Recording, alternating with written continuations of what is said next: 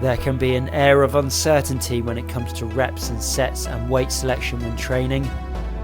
What's the best strategy to get stronger? What's the best method to tone up? The most important thing to consider is what you intend to see improvement in before you decide how best to go about it. So coming up, find out the right protocols to improve your strength, improve performance, and increase muscle mass.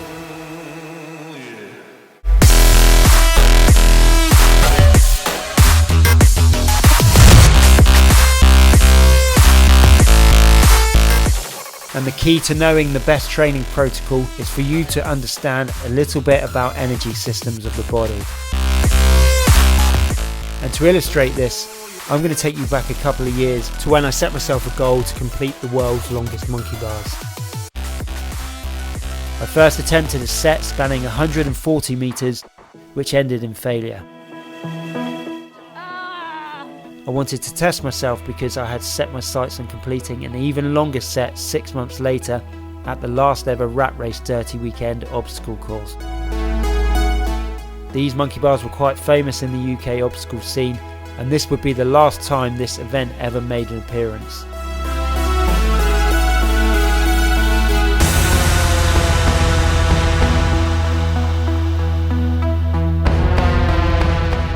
To give myself a chance of achieving this, I had to improve my muscle endurance by more than 150%.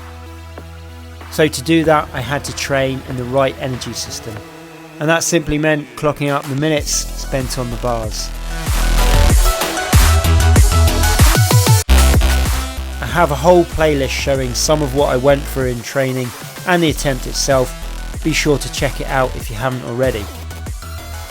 So for me at that time, I tailored my training to improve muscular endurance, but what should you do if you have a different goal? Time under tension refers to the amount of time your targeted muscles are contracted during a working set.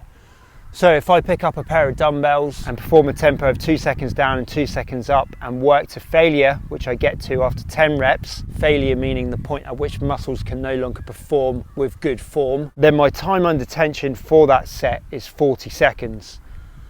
Okay, what does that mean? For the first 10 seconds you work in any given set, you're asking the body to create adaptations in power and maximum strength.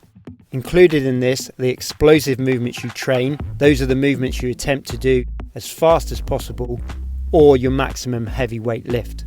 In order to see improvements in power and maximum strength though, the intensity has to be appropriate. If I decide to lift a light weight in this rep range, the intensity will not be enough to see adaptation. The body won't adapt unless it has to. And keep this in mind for all the rep ranges you're about to see. To see change, you have to work to failure.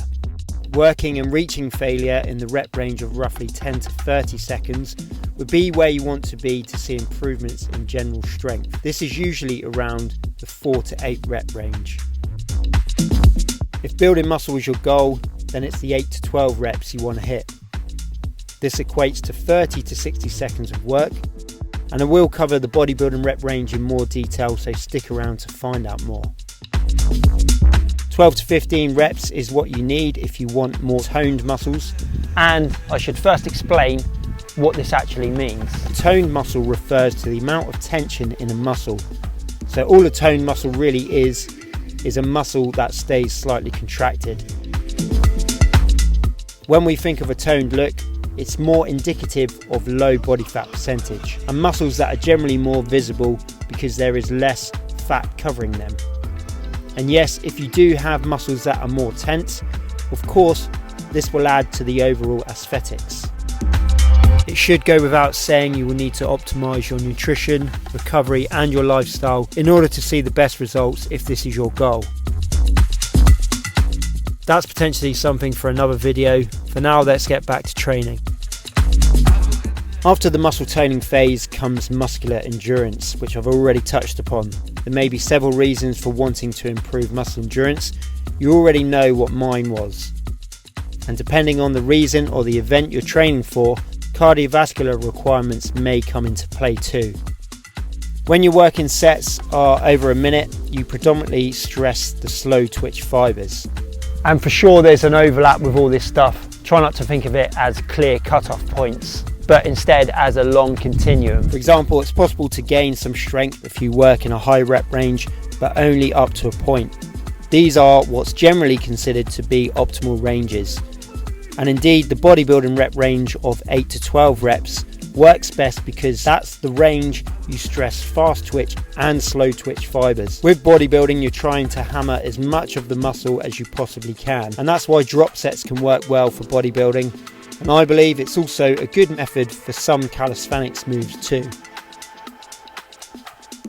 When you've reached failure on the hardest version, regress the exercise incrementally or drop down to make it easier each stage. It's a good way to improve strength and a good way to see improvement with these specific drills. Let me know if you've used any of these methods in your training and let me know what's worked for you. Thanks very much for watching. I'll see you soon on the next video. Take care.